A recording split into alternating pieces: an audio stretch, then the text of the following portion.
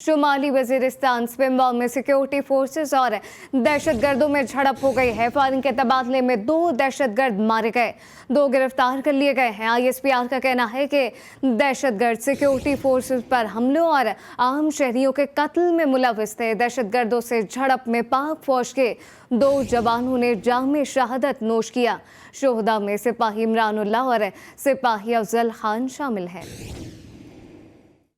आपको बताएं कि शुमाली वजीरिस्तान स्पिम्बा में सिक्योरिटी फोर्सेस और दहशतगर्दों में झड़प हुई है। फायरिंग के तबादले में 2 दहशतगर्द मारे गए और 2 को गिरफ्तार कर लिया गया है। ISPR का कहना है कि दहशतगर्द सिक्योरिटी फोर्सेस पर हमलों और आम शहरियों के कत्ल में मुलविस थे। दहशतगर्दों से झड़प में पाक फौज के 2 जवानों ने जाम शहादत नोश किया है।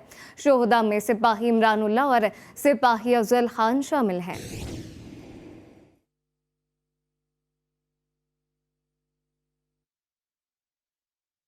और अब ये जानिए कि सुप्रीम कोर्ट में इंतखाबात अज खुद नोटिस की समाअत दौरान समाअत चीफ जस्टिस ने रिमार्क्स दिए कि साफ और शफाफ इंतखाबात कराना इलेक्शन कमीशन की जिम्मेदारी है।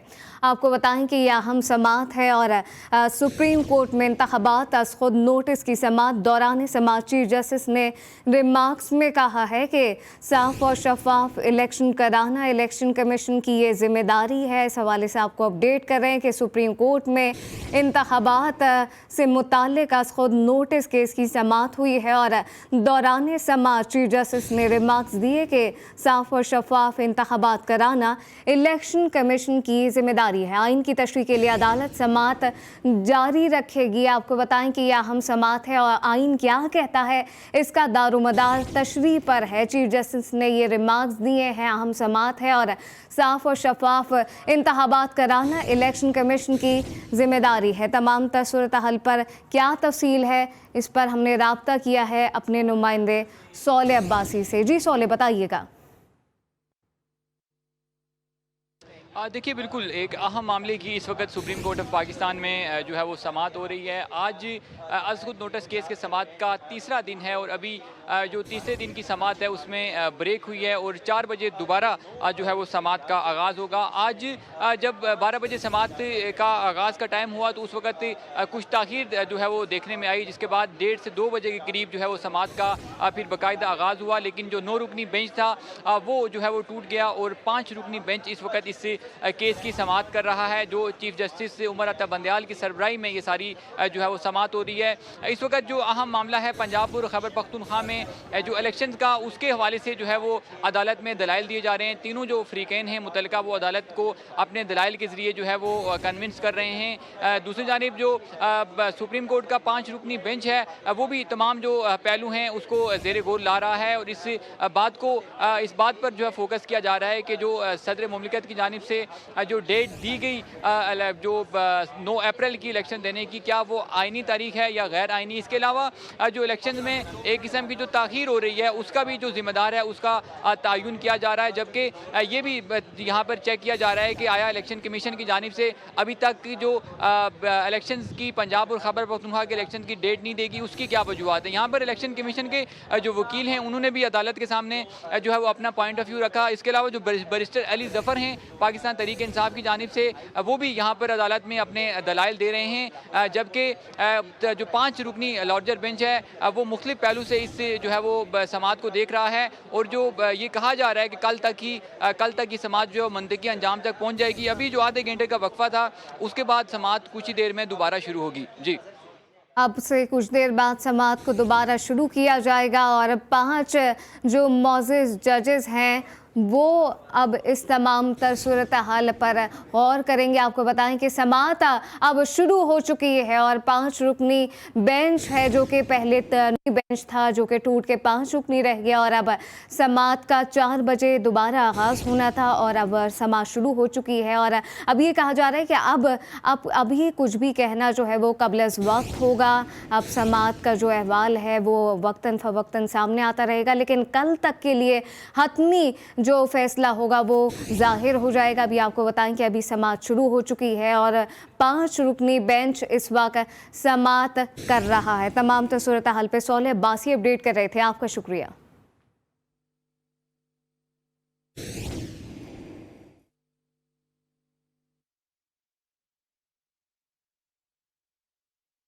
और अब आपको बताएं कि भारतीय विंग कमांडर अभिनंदन की तारीखी मार कुटाई को 4 साल गुजर गए। अभिनंदन कैसे मुकामी लोगों के हत्थे चढ़ा और किस तरह पाक आर्मी ने आकर इन लोगों से इसकी जान छुड़ाई, हमारे नुमाइंदे उसामा खिजर इस वक्त उसी जगह पर मौजूद हैं। मजीद तफसील उनसे जानते हैं। उसामा, बताइएगा। देखिए 27 फरवरी 2019 को भारतीय फ़ज़ाइया के 2 तैयारे सीज़ फायर लाइन की खिलाफवर्जी करते हुए आज़ाद कश्मीर के आसमानी सेक्टर में दाखिल हुए, जिसके जवाब में पाक फ़ज़ाइया ने दोनों तैयारों को मार गिराया। एक तैयारा हुड़ा के मुकाम पर गिरा और इसका पायलट अभिनंदन मुकामी लोगों के हत्थे चढ़ गया। लोगों से बचता बचाता वो एक नाले की तरफ भागा। ये वही नाला है जहाँ से अभिनंदन भाग रहा था और पाक आर्मी ने उसको आकर लोगों से छुड़वाया था। अगर पाक आर्मी वक्त पर ना पहुँची तो शायद ही भारतीय विंग कमांडर जिंदा वापस जाता, क्योंकि मकबूजा वादी में आए रोज़ जुल्म और सितम और आज़ाद वादी में गोलाबारी की वजह से मुकामी अफराद के गुस्से का सामना अभिनंदन को करना पड़ा। आज 4 साल गुजर गए, आज भी ये वाक़या जो है कश्मीरियों के जहन में ताज़ा है और आज के दिन को सरप्राइज डे के तौर पर भी मनाया जा रहा है। कश्मीरी नौजवान अभिनंदन की याद में फैंटास्टिक टी पार्टीज़ भी सजा रहे हैं और आज के इस वाक़े को ताज़ा कर रहे हैं। आज भी यहाँ पर जो मुकामी लोग हैं हुड़ा पर इस जगह पर आ रहे हैं जहाँ पर ये पायलट का तैयारा गिरा था, उसके बाकियात आज भी यहाँ पर मौजूद हैं और लोग आज भी उस दिन को सरप्राइज डे के तौर पर मना रहे हैं। जी। आज़ाद कश्मीर समेत मुल्क भर में आज इंडियन तैयारों को गिराने का सरप्राइज डे जोश और खरोश के साथ मनाया जा रहा है। समाहनी आज़ाद कश्मीर में हड़ान का मुकाम भारतीय तैयारे का कब्रिस्तान बना और भारतीय पायलट अभिनंदन गिरफ्तार हुआ था। कश्मीर के बासी कहते हैं कि 27 फरवरी 2019 तारीख का वो दिन था जब पाक फ़िज़ाइया के शाहीनों ने दुश्मन को मुंह तोड़ और करारा जवाब देकर दुनिया को ये बता दिया कि मुमलिकत खुदा दाद अपने दिफा के लिए हम वक्त तैयार है। जब अभिनंदन का तैयारा सीज़ फायर लाइन को क्रॉस करके आज़ाद कश्मीर की हदूद में दाखिल हुआ था, फिर अफवाज पाकिस्तान और पाकिस्तान की एयरफोर्स ने उसे मार गिराया था।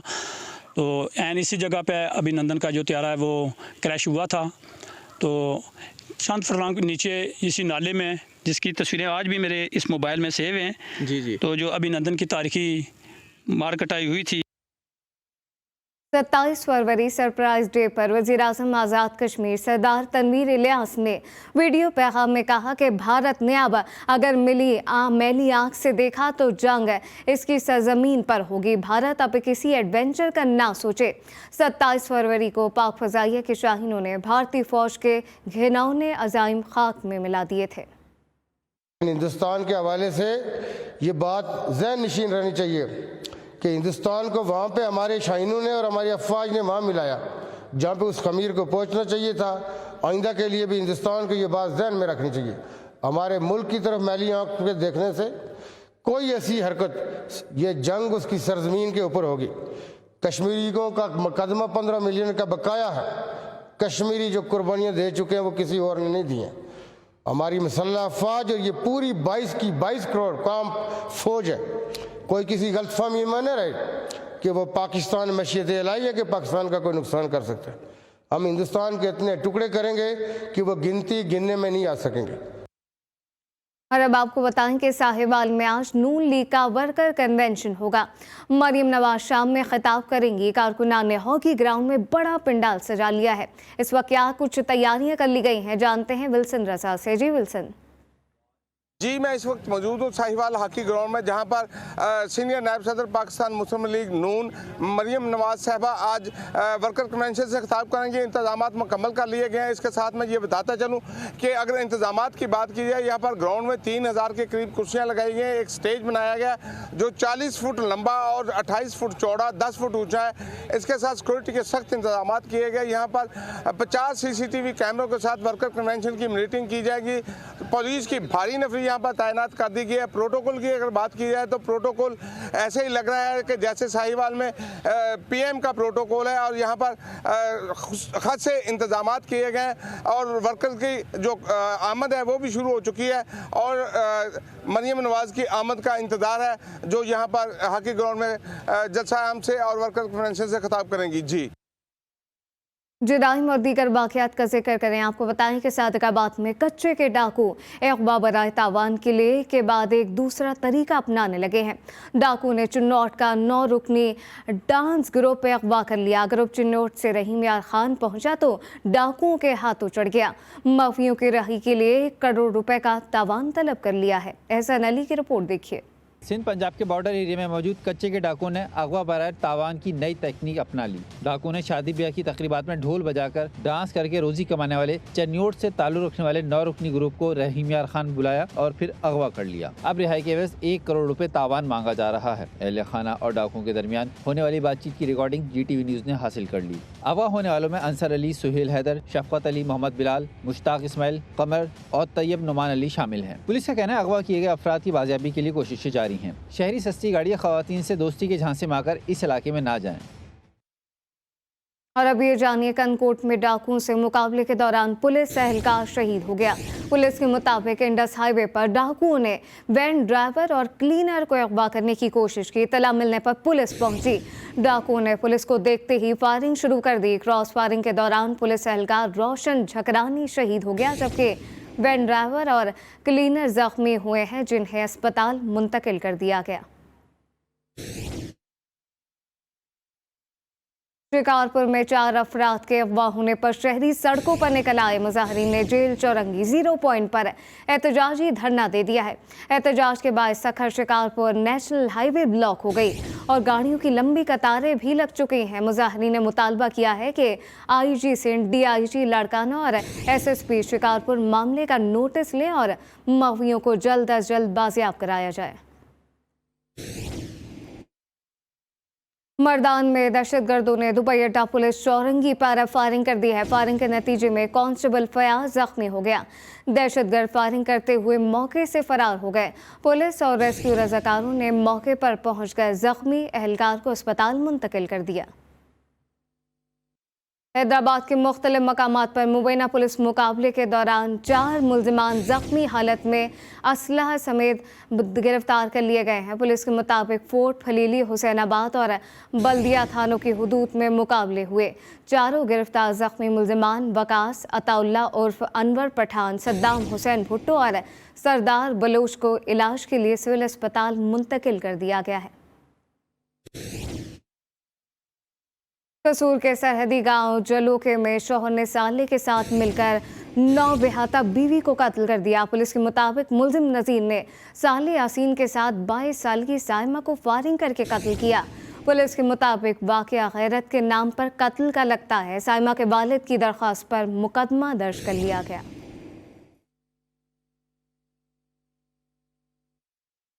और अब ये जानिए सिंध के तारीख़ी मुकाम मोहनजोदड़ो से लापता होने वाली मासूम बच्ची की लाश तालाब से मिली है।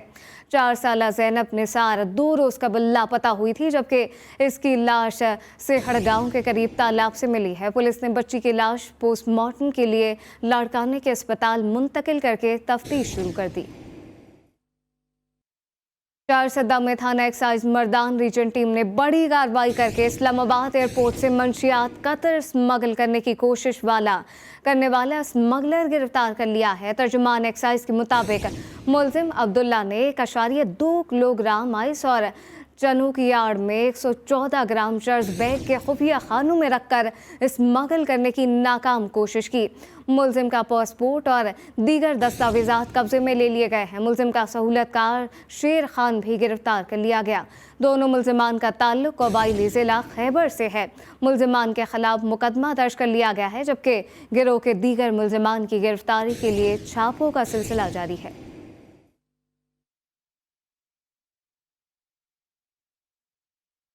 पंजाब से खबर शामिल करें, जहां पे पतंग फरोशों के खिलाफ क्रैकडाउन जारी है। खानेवाल पुलिस ने पतंग फरोशों को गिरफ्तार करके 5000 पतंगे और दर्जनों चरखियां बरामद कर ली हैं। चिन्नौट पुलिस ने पतंगबाजी का सामान फरोख्त करने पर मुल्जिमान शहरोज और खिजर हयात को गिरफ्तार कर लिया। जेलम पुलिस ने पतंग फरोश नकीब और शहादत को गिरफ्तार करके मुकदमा दर्ज कर लिए। सियालकोट पुलिस ने 127 मुल्जिमान को गिरफ्तार करके 4307 पतंगे बरामद कर ली हैं। पतंगबाजी रोकने के लिए पुलिस का मसाजिद से ऐलानात का सिलसिला भी जारी है। हजरात, एक जरूरी ऐलान सुनिए। DPO Sialkot, DSP Pasrur, SHO सबलपीर की तरफ से सख्ती से ऐलान किया जाता है पतंगबाजी के खिलाफ। जो भी पतंगबाजी करता हुआ बच्चा या बड़ा पकड़ा गया, उसके खिलाफ सख्त से सख्त कानूनी कार्रवाई कार्रवाई की जाएगी। खबरें शामिल करेंगे, लेकिन अभी एक ब्रेक।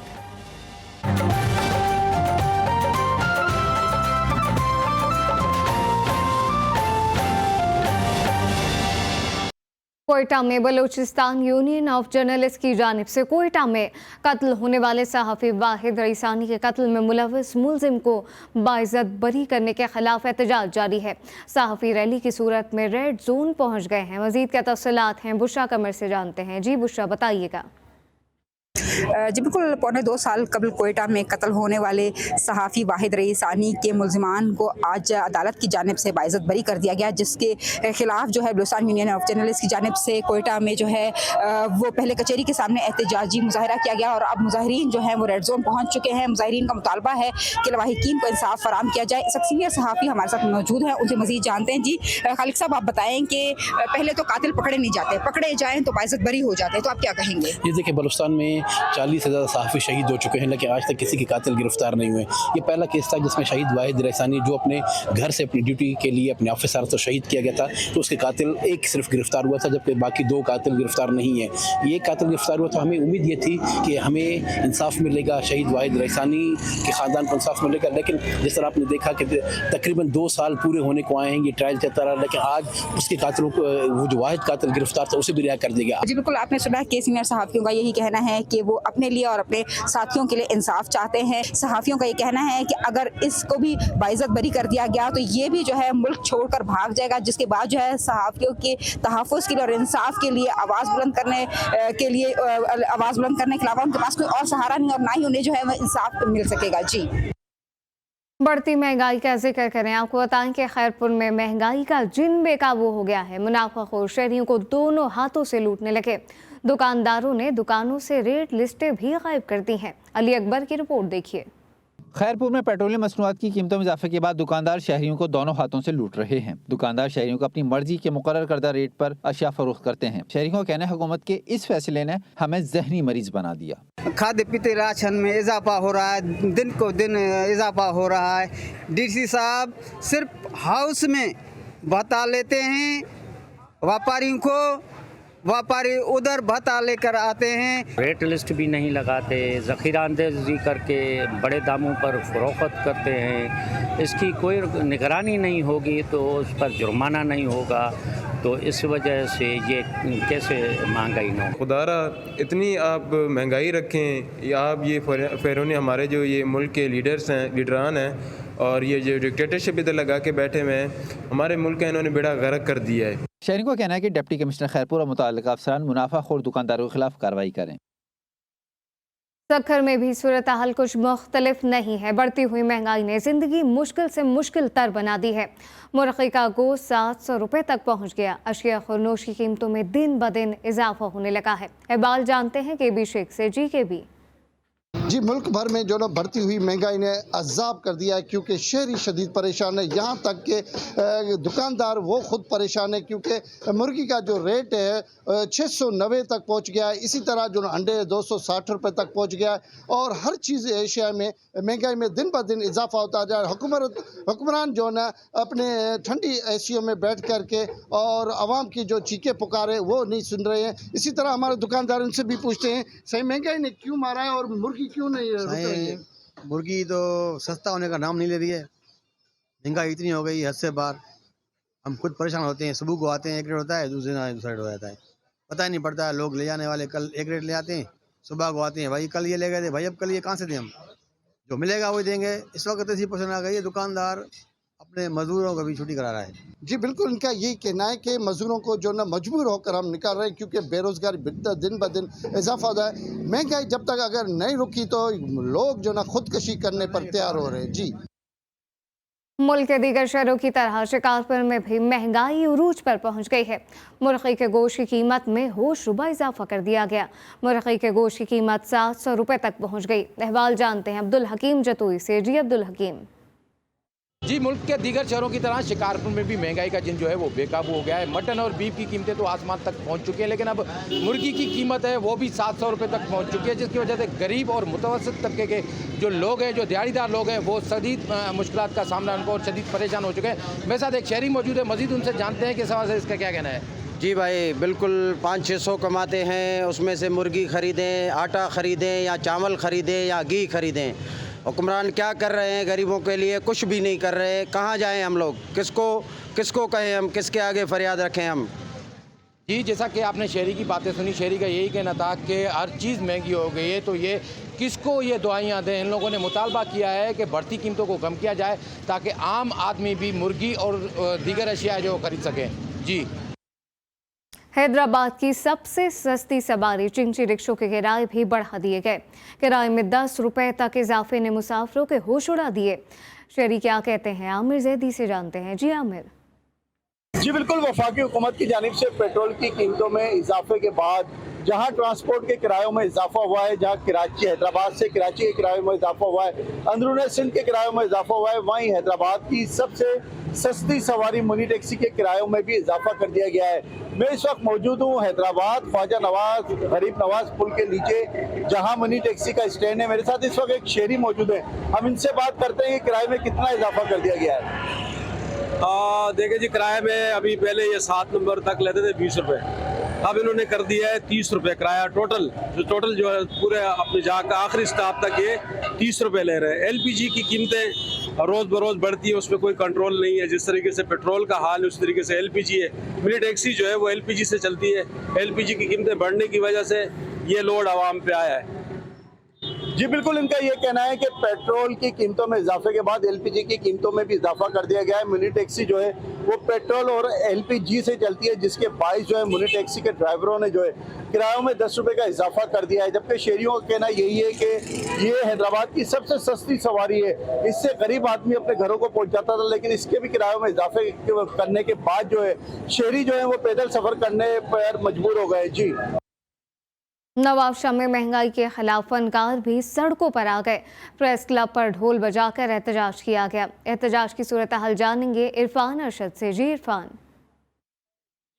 हुकूमत की जानिब से हालिया पेट्रोलियम मसनूआत और मनी बजट के बाद जो है हर बंदा परेशानी का शिकार है। ऐसे ही नवाबशाह में फनकार जो है वो अनोखा एहतजाज कर रहे हैं। ढोल और ताशों की जो ऊपर है वो एहतजाज करने के लिए नवाबशाह प्रेस क्लब पहुँचे। आइए ऐसे ही फनकारों से जानते हैं कि हालिया महंगाई के बारे में उनका क्या कहना है। बढ़ती हुई महंगाई ने पूरे पाकिस्तान में जिस तरह आवाम का बेड़ा गर्क किया है, इसी तरह हमारे शहीद बेनज़ीर आबादी में जो डिवीज़न की सतह पर फनकार हैं वो बेचारे बहुत बुरी हालत में हैं। और इस वक्त फ़नकारों के मसाइल ये हैं कि इतनी महंगाई होने के लिए फ़नकार क्योंकि गरीब तबका होता है, और इस वक्त हमारे जितने भी फ़नकार हैं उनके लिए खाने के लिए रोशन नहीं।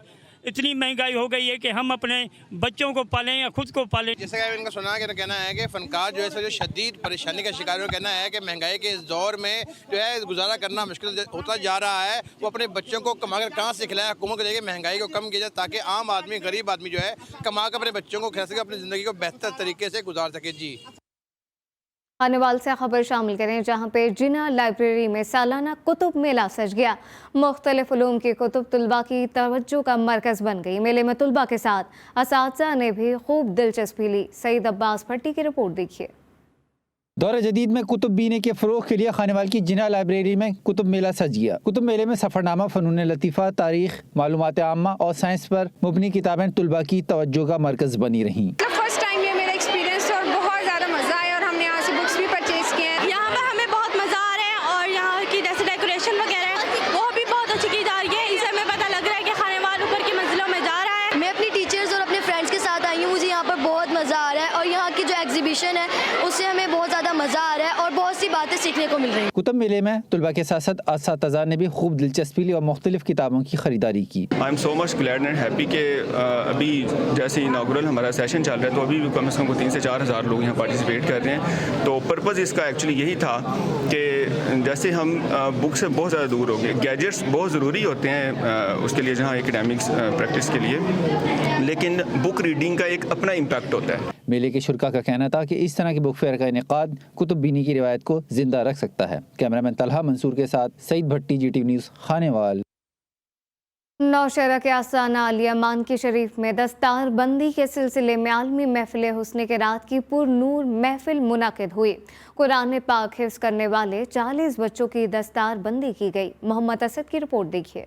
आस्ताना आलिया मानकी शरीफ में आलमी हुस्न क़ैरत बसिलसिला दस्तारबंदी के हवाले से पुरनूर महफिल मुनक़िद हुई। कुरान हिफ्ज़ करने वाले 40 बच्चों की दस्तारबंदी की गई। बैरून मुल्क से आए हुए कारी साहिबान ने खूबसूरत आवाज़ों में कुरान पाक की तिलावत की। इस मौके पर पीरज़ादा मोहम्मद आमीन ने बताया कि गुज़श्ता 150 सालों से आस्ताना आलिया कादरिया मानकी शरीफ में दीन की खिदमत का सिलसिला जारी है। ये बात किसी से छुपी नहीं कि अल्हम्दुलिल्लाह आस्ताना आलिया कादरिया मानकी शरीफ की दीन के लिए खिदमत 150 साल से ज़ायद हैं और हमारे पूरे पाकिस्तान में, पूरी दुनिया में अल्हम्दुलिल्लाह मानकी शरीफ के तरबियत याफ्ता लोग जो हैं तो वो पहले हुए हैं। दस्तारबंदी की पुरनूर और बाबरकत महफिल हुस्न क़ैरत में सुबह भर से लोग बड़ी तादाद में शरीक हुए।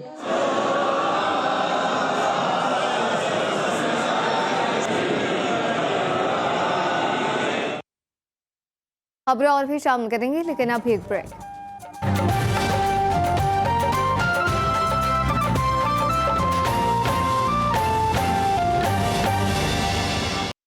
कोरोना वबा के दौरान कनकोट रेलवे स्टेशन से ट्रेन सर्विस बंद कर दी गई, जो आज तक बहाल न हो सकी।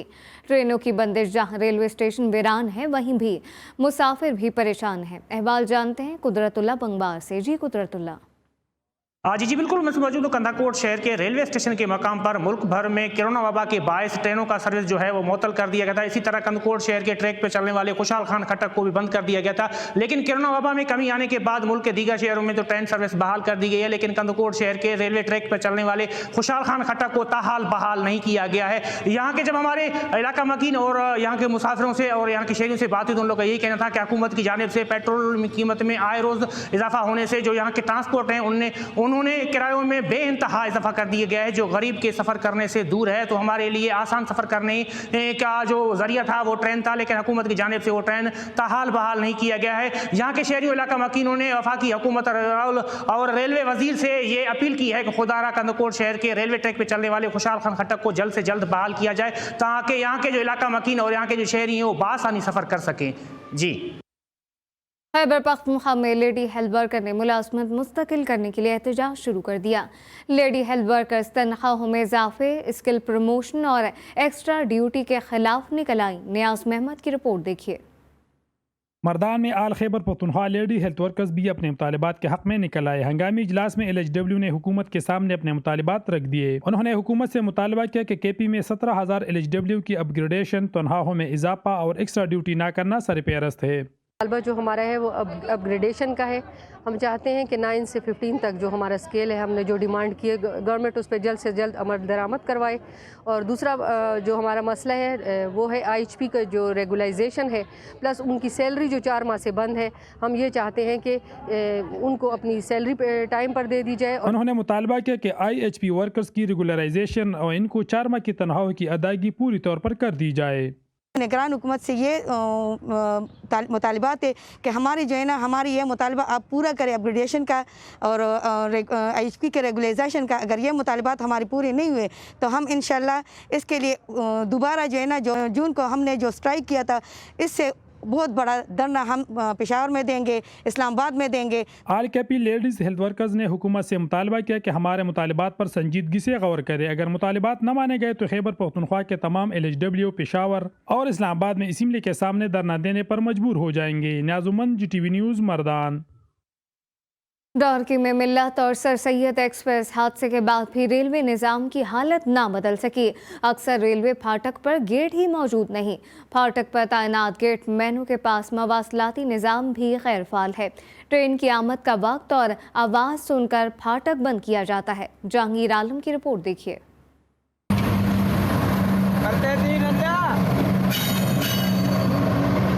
ढहरकी में बागो भुट्टो, छल्लनसाई समेत अक्सर रेलवे फाटकों पर गेट सिरे से मौजूद ही नहीं। जैसे ही ट्रेन 1 किलोमीटर के फासले पर नजर आती है तो पहले गेट पर मौजूद गेटमैन बज़ेर मिस कॉल दूसरे फाटक के गेटमैन को ट्रेन की आमद की इत्तला देता है। ट्रेन गुजर जाने के बाद ये गेटमैन अपना फारिग वक्त खंडर नुमा केबिन में गुजारते हैं, जहाँ पर ना तो बिजली होती है और ना ही बैठने का कोई मुनासिब इंतजाम है। टेक्नोलॉजी के इस दौर में ढहरकी के अक्सर रेलवे फाटकों पर ना तो मवासलाती निज़ाम बेहतर है और ना ही गेट मौजूद हैं, जो कि महकमा रेलवे की गफलत का मुंह बोलता सबूत है। इधर से स्कूल वाले बच्चे जाते हैं हैं उनको, ताकि पता नहीं चलता इधर के ऐसे ही जो है ना ट्रेन आ जाती है, वाक़े हो जाते हैं और जो है ना बच्चे नीचे आ जाते हैं।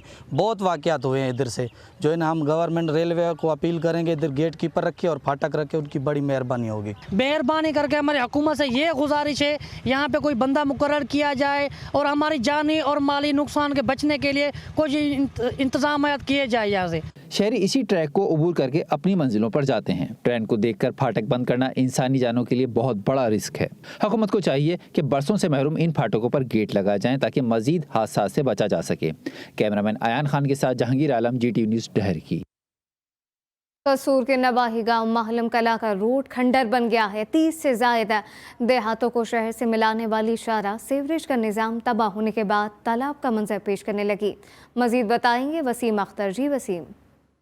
जी बिल्कुल, मैं इस टाइम कसूर के नवाई गांव महालम कला में मौजूद हूँ। यहाँ पे जो रोड की मौजूदा सूरत हाल है, ये रोड है वो खंडराट का मंजर पेश कर रहा है। यहाँ पे तालाब की शक्ल इख्तियार कर चुका है। जो सीवरेज का गंदा पानी है वो मेन रोड पे आके खड़ा हुआ है। ये रोड है जो आगे 25 से 30 देहात लगते हैं, यही रास्ता है जो शहर की तरफ जाता है। मेरे साथ यहाँ पे कुछ रहायशी मौजूद है, उनसे बात करते हैं कि उनको किन मुश्किलात का सामना है। क्या कहेंगे, किन मुश्किलात का सामना है? जी साढ़े तो बच्चे गुजरते हैं, उन्होंने यूनिफॉर्म डिग पैंदे ने, उन्होंने यूनिफॉर्म खराब हो जाते हैं और बजुर्ग को चलते नमाज पढ़ने वास्ते उन्होंने भी गंदा पानी पै जाता है, पैर विचों दी पानी च गुजरना पै जाता, उन्होंने वजू खराब हो जाता है, कपड़े भी खराब हो जाते हैं। जी यहाँ पे आपने गांव के मकीनों की बात सुनी है। उनका कहना है कि जो MP MNA है वो इलेक्शन के दिनों में यहाँ पे वोट लेने तो आते हैं, उसके बाद यहाँ का रुख नहीं करते कि लोग किस हाल में रह रहे हैं। उनका मुतालबा है कि इंतजामिया और जो मौजूदा गवर्नमेंट से ये रोड फील्ड फोर बनाया जाए ताकि गाँव के लोगों की मुश्किलात में कमी आ सके।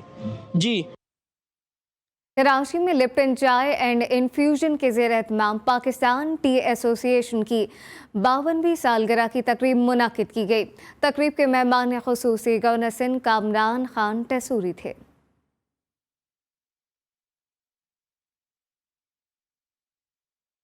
कराची मुकामी होटल में मुनाकिद की गई तकरीब में चाय की सनत से वाबस्ता अफराद ने शिरकत की। तकरीब के मेहमान खुसूसी गवर्नर सिंध ने कहा कि चाय के साथ पाकिस्तानियों का बहुत लगाव है। लिप्टन टी के सदर और जनरल मैनेजर पाकिस्तान फरहीन सलमान का कहना था कि लिप्टन टी इन्फ्यूजन चाय की सनत की तरक्की के लिए पुरअज़्म है।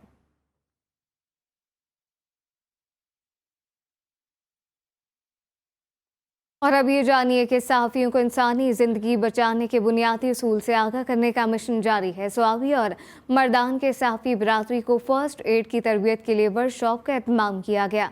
वर्कशॉप में किसी भी हादसे की सूरत में सहाफ़ियों को इब्तदाई तिब्बी इमदाद के हवाले से तरबियत दी गई। आमिर अख्तर की रिपोर्ट देखिए। Centre of peace and development initiative के ज़ेरे एहतमाम मर्दान डिवीज़न के सहाफ़ियों के लिए फ़र्स्ट एड के मुतालिक तरबियती वर्कशॉप का इनेकाद किया गया। वर्कशॉप में सहाफ़ियों को किसी भी हादसे की सूरत में इब्तदाई तबी इमदाद की तरबियत दे दी गई। बुनियादी मकसद ये है कि हम मर्दान डिवीज़न के सहाफ़ियों को फ़र्स्ट एड ट्रेनिंग के हवाले से ट्रेन करें ताकि खुदा न ख्वास्ता अगर फील्ड में रिपोर्टिंग के दौरान कोई हादसा हो जाए तो जहाँ तक मुमकिन हो सहाफ़ी हज़रात अपने आप को, अपने दीगर मुतासरा साथियों को और जाए हादसा के जगह पे जो मुतासरीन है तो मुतासरीन को फ़र्स्ट एड दे सके। शुरका का कहना था कि सहाफ़ियों के लिए इब्तदाई तबी इमदाद और इंसानी ज़िंदगी बचाने की बुनियादी महारत अहमियत का हामिल है। इस ऐसी वर्कशॉप बहुत ज़्यादा ज़रूरी है हम जर्नलिस्ट के लिए, क्योंकि अभी रिसेंटली ऐसे केसेस सामने आए हैं कि मतलब फर्स्ट एड ट्रेनिंग ना होने की वजह से बहुत से जर्नलिस्ट अपनी जान से हाथ धो बैठते हैं। ये जो हमारी आज की ट्रेनिंग हुई है ये बहुत अच्छी रही है और मेरा ख्याल है कि ये सहाफ़ियों के लिए बहुत ज़्यादा ज़रूरी है। सहाफ़ियों ने CPDI की जानिब से वर्कशॉप को खूब सराहा। वर्कशॉप के इख्तिताम पर वर्कशॉप के शुरुका में सर्टिफिकेट्स और फर्स्ट एड किट्स भी तकसीम किए गए। Aamir Akhtar, GTV news, Swabi. आग का पौधा अपनी खुसूसियात में बेमिसाल है। जामनी और सफ़ेद रंगत के फूल कई हकीम इस्तेमाल करते हैं। हकीम कहते हैं कि पत्तों से लेकर जड़ तक ये पौधा कई फ़वाइद रखता है। सईद भट्टी की रिपोर्ट देखिए।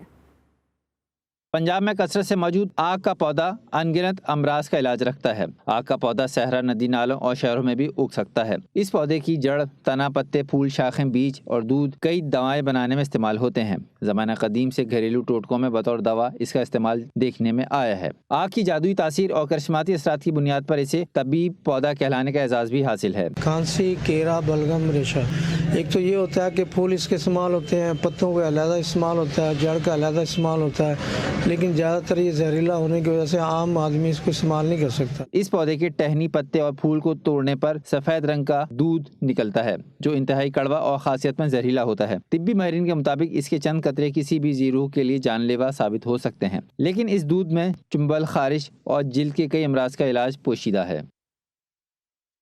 सवात से खबर शामिल करने जिसके इलाके मालूम जब्बा में स्नो बोटिंग और स्कीइंग के मुकाबले सज गए मर्दों के साथ खवातीन भी एक्शन में नजर आईं।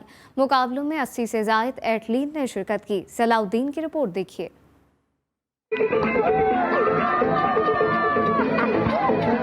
Khyber Pakhtunkhwa culture and tourism authority सैमसंग मालन जब्बा स्की रिजोर्ट की ताउन से सजा होम रन स्कीइंग मुकाबलों का मिला, जिसमें मुल्क भर से 80 से ज़्यादा एथलीट्स ने शिरकत की। मुकाबलों में मर्दों के साथ स्नो बोर्डिंग में खवातीन खिलाड़ियाँ भी एक्शन में नजर आईं। मेरा ताल्लुक चतराल से है और मैं आज स्नो बोर्डिंग में फर्स्ट पोजीशन आया हूँ और बहुत इंजॉय किया यहाँ पे। और मैं कंपटीशन ले रही हूँ स्नो बोर्डिंग रेस में। अभी हमारी रेस होने वाली है, मौसम बहुत जल्दी चेंज हो रहा है, so I am really excited and looking forward to the race. Last time तो बहुत डर लग रहा था, काम पे टांग रही थी, लेकिन इस दफा मतलब बहुत खूबसूरत मंजर था, बर्फबारी हो रही थी और मैं नीचे आ रही थी और मुझे लिटरली ऐसे लग रहा था जैसे मैं कोई ख्वाब देख रही हूँ। स्कीइंग मुकाबले में जाहिद खान ने पहली, शेर खान ने दूसरी और इलियास खान ने तीसरी पोजीशन हासिल की, जबकि स्नो बोर्डिंग में उमैस खान फातह रहे। होम रन स्नो फेस्टिवल में खैबर पख्तूनख्वा टूरिज्म अथॉरिटी की जानिब से रिवायती रुबाब मौसीकी का तड़का भी लगाया गया, जिससे सयाह खूब महजूज हुए। कुदरती हुस्न से मालामाल सूबा बलूचिस्तान के शहरी खुदादाद सलाहियतों के हामिल हैं। डेरा मुराद जमाली में 12 साल का लोक फनकार शाहिद जमाली सुर और संगीत से रिश्ता जुड़ चुका। आवाज़ ऐसी के कानों में रस घोलती है। खूबसूरत आवाज़ का मालिक शाहिद जमाली हुकूमती सरपरस्ती का मुंतज़िर है। हुसैन बख्श सोलंकी की रिपोर्ट देखिए। मुआदनियात और दिलकश नज़ारों से लैस सूबा बलूचिस्तान में सलाहियतों की भी कोई कमी नहीं। डेरा मुराद जमाली का रहायशी 12 साला लोक फनकार शाहिद जमाली छोटी सी उम्र में अपनी आवाज़ का जादू जगाकर खूब दाद वसूल करता है। शाहिद जमाली की गायकी को पसंद करते हुए साबिक वज़ीर आज़म मीर ज़फ़रुल्लाह जमाली के फर्जंद MPA मीर उमर खान जमाली ने भी इनकी हौसला अफजाई की है। शाहिद जमाली तालीम के हुसूल के लिए अपने दूर दराज के गाँव से साइकिल पर शहर स्कूल पढ़ने आता है, मगर हौसला चट्टान की तरह मजबूत है। हुकूमत से गुजारिश है कि हम पर तवज्जो दे, मुझ पर तवज्जो दी गई तो मैं भी अच्छा फनकार बन सकता हूँ। इलाकाई खबरों से फिलवक्त इतना ही। आप देखते रहिए GTV न्यूज़।